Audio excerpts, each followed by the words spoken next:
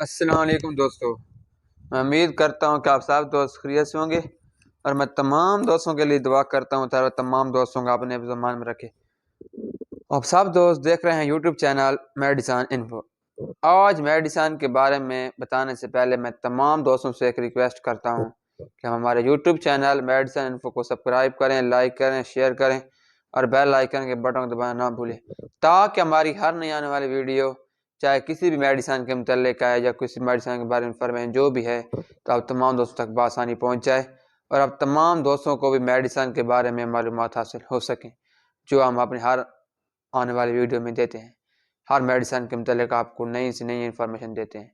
تو اب میں تمام دوستوں کو آج جس میڈیسن کے متعلق انفارمیشن دوں گا اس میڈیسن کا نام ہے اسپیرومائڈ ٹیبلٹ۔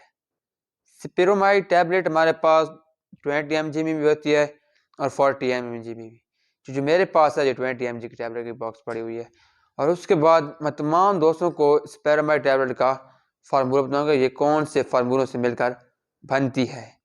spironalactone بی پی یہ اس کا پہلا فارمولہ ہے، اور اس کا جو اینڈ لکھا ہوا ہے جس کو دوسرا فارمولہ ہے فوروسیمائڈ پی ایچ یعنی یوریا، جس کا دوسرا فارمولہ، یہ دو فارمولوں سے مل کر یہ میڈیسن بنتی ہے۔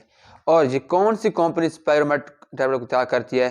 سرلے کی بہت ہی اچھی کمپنی ہے جو اس میڈیسن کو تیار کرتی ہے۔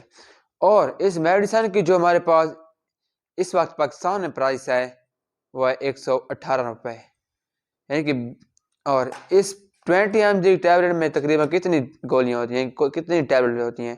تقریباً 20 ٹیبلٹ، یہ لکھو ہے 20 ٹیبلٹ ہوتی ہیں۔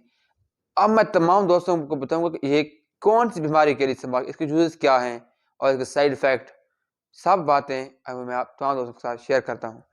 جو یعنی کہ اسپیرومائڈ ٹیبلٹ کے یوزز ہیں، یہ ہمارے باڈی کے اندر ہمارے پوٹاشیم لیول کو کنٹرول کرتی ہے۔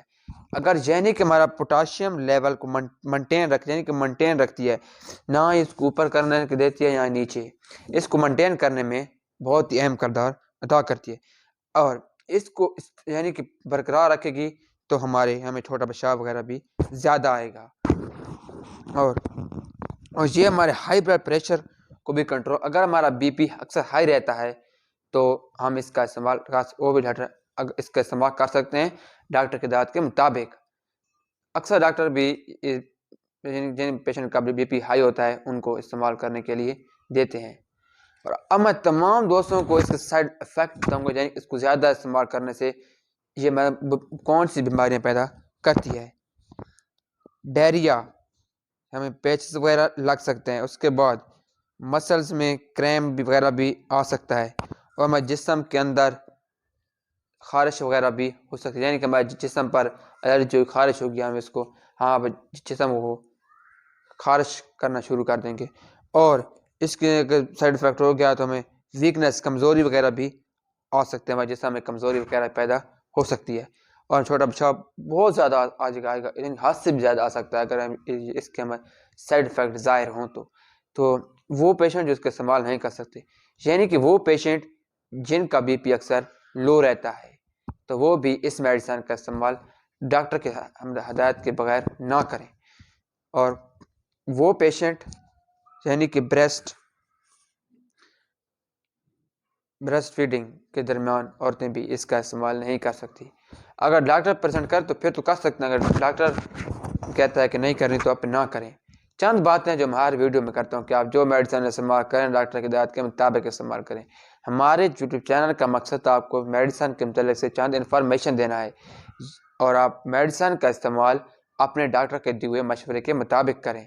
اللہ حافظ، ملتے ہیں ایک نئی والی ویڈیو کے ساتھ۔